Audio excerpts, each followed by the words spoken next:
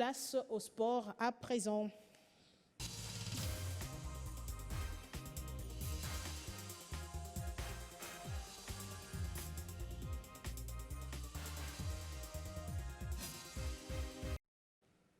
Et le sport, c'est bien évidemment ce choc entre la RDC et le Maroc. La dernière journée de la Coupe d'Afrique des Nations s'annonce palpitante.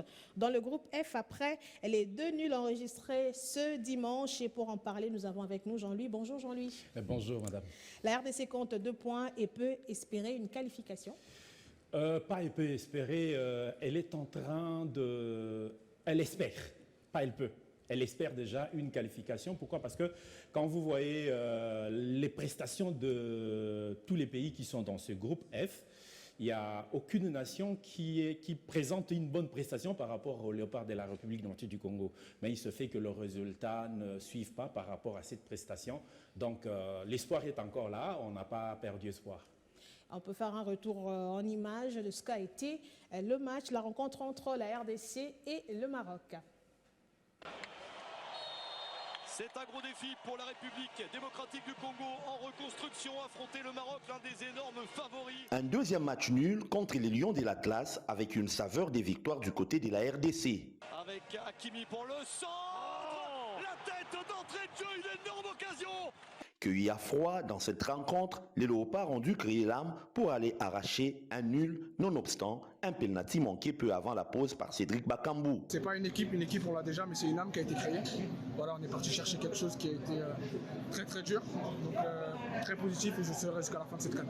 La solution dans ces duels est venue du banc avec les entrées de Meshak Elia, Fiston Kalala Maele et Silas Katompa bien avant l'heure de jeu en seconde période. Avec ce démarrage de Meshak, Elia Meshak, le centre entré.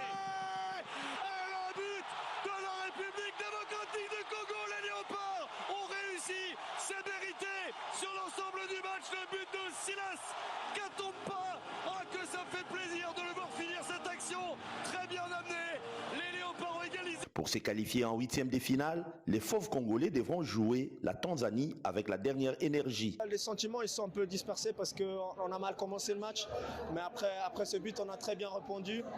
On peut même gagner ce match, après on va être satisfait du point, mais si on regarde en avant, on doit dire qu'il nous reste le dernier match contre le Tanzanie et on va tout donner. C'est encourageant, on peut prendre que du positif de ce match, on a montré de belles choses.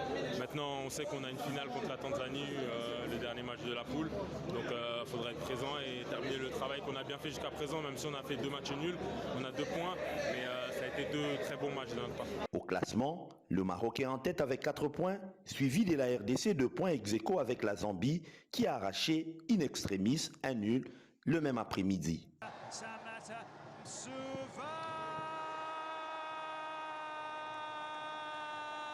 Les Taïfa Stars, qui terminent au bas du podium avec un tout petit point, ne sont pas non plus écartés de la course en 8e de finale.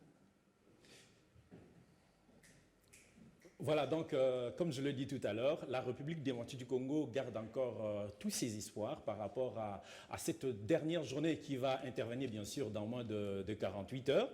Et la RDC, qui a jusque-là que 2 points dans ce groupe, dans le classement, bien sûr, partiel de ce groupe F, bien que les chapeauté, bien sûr, par le Maroc. Mais dans ce groupe, tout le monde peut encore espérer se qualifier. Même la Tanzanie peut aussi espérer se qualifier. Même la Tanzanie, on le croit.